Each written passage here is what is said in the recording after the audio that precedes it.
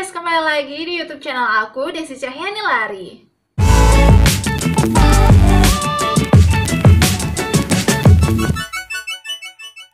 So guys, welcome to the Color Squad and salam KB, kece, edukatif, beauty, dan inspiratif. Nah, jadi di video kali ini aku bakal ngambil tema edukatif. Kita bakal membahas lagi daerah kewanitaan nih. Nah, jadi bagi kalian yang punya permasalahan daerah kewanitaannya itu bau gitu ya. Jadi ada beberapa bentuk, jadi bukan bentuk sih. Jadi ada beberapa jenis bau dari vagina yang patut kalian ketahui dan penyebabnya dari apa, oke? Nah, jadi sebelum ke videonya, seperti biasa kalau kalian itu baru pertama kali mampir di channel aku, jangan lupa untuk subscribe channel aku dan share video aku ke teman-teman kalian juga. Jadi langsung saja kita mulai. Nah, jadi bau di daerah vagina itu adalah hal yang wajar guys. Tapi baunya itu ada yang bau yang biasa, kemudian ada bau yang tidak biasa, ada yang persisten, kemudian ada yang kuat, dan itu yang patut diwaspadai. Nah, jadi setiap orang itu memiliki bau di daerah misfi atau di daerah vagina itu yang berbeda-beda guys, tergantung dari siklus menstruasinya, kemudian kebersihannya, kemudian juga apa yang dimakan gitu ya. Jadi itu bisa menyebabkan bau yang berbeda-beda. Nah, jadi di sini aku bakal ngasih tahu ke kalian 7 jenis bau yang dialami oleh Miss V di sebagian wanita. Oke, jadi langsung saja kita mulai. Oke, yang pertama nih guys, yaitu bau fermentasi. Nah, jadi bau fermentasi ini daerah vagina kalian bakal sama baunya dengan bau yogurt, kemudian bau roti. Jadi, kenapa bisa bau fermentasi seperti itu? Karena bakteri baik dalam Miss V itu sedang mendominasi. Jadi, bakterinya itu namanya lactobacilli. Jadi, hampir sama, bukan hampir sama ya, sama dengan bakteri yang memfermentasikan makanan. Nah, untuk tingkat keasaman di daerah vagina saat itu berada di 3,8 sampai 4,5. Jadi baunya itu asam dan tajam gitu loh guys. Pokoknya kayak bau susu difermentasi.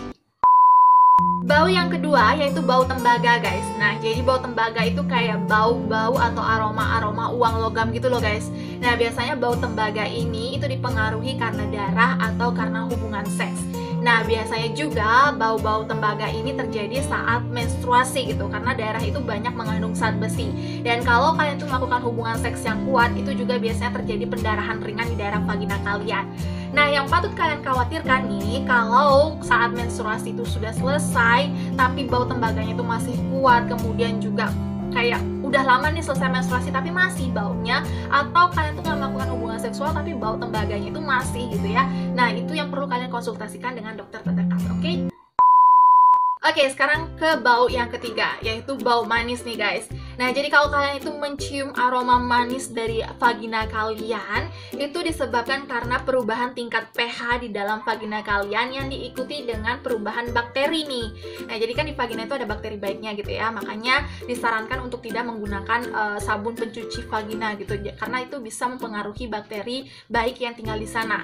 Nah, jadi kalau kalian tuh mencium aroma manis dari vagina kalian, itu tidak perlu khawatir karena di sana cuma terjadi perubahan bakteri dan perubahan tingkat pH aja.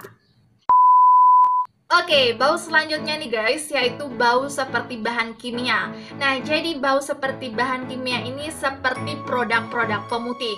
Di sini aku bakal nyebutin produk contohnya nih, yaitu seperti bau Biclean, jadi seperti bau amonia. Nah, jadi kenapa Miss V kita itu bau seperti bahan kimia? Itu ada 2 penyebabnya. Nah, dan ini perlu kalian konsultasikan ke dokter nih. Yang pertama itu bisa saja disebabkan karena urin kalian itu mengandung amonia atau urea, yang menandakan tubuh kalian itu dehidrasi. Kemudian penyebab kedua, bisa saja vagina kalian itu sudah terinfeksi dengan bakteri vaginosis. Nah, jadi kalau kalian itu ngerasa vagina kalian itu pada saat kencing gitu ya, ngerasa terbakar, kemudian ngerasa gatel-gatel, terus kayak bau amis, bau busuk, nah itu bisa saja suatu tanda vagina kalian itu sudah terinfeksi dari yang namanya bakteri vaginosis. Jadi ini yang patut kalian konsultasikan ke dokter. Selanjutnya nih guys, yaitu aroma kayak kuat dan terpanggang. Nah, jadi ada beberapa wanita yang melaporkan bahwa daerah vaginanya itu kayak bau yang sangat kuat, kemudian kayak terjadi pembakaran di daerah vaginanya gitu. Nah, ini disebabkan karena stres emosional. Jadi penting sekali bagi seorang wanita yang namanya stress management guys, karena kalau nggak pintar dalam stress management itu bisa berpengaruh terhadap aroma dari vagina juga. Nah, jadi dari aroma yang kuat terpanggang itu disebabkan disebabkan karena kelenjar keringat, yaitu kelenjar apokrin dan ekrin yang bekerja terlalu keras sehingga menghasilkan bau atau aroma yang kuat dan terpangkap. Bau selanjutnya guys, yaitu bau amis. Nah, jadi bagi kalian nih yang ngerasa kok vaginanya aku baunya bau amis ya, apa sih yang menyebabkan? Nah, jadi yang menyebabkan itu adalah terinfeksinya bakteri vaginosis dan trichomoniasis. Dan juga bisa aja karena kalian itu terinfeksi dari penyakit-penyakit menular seksual.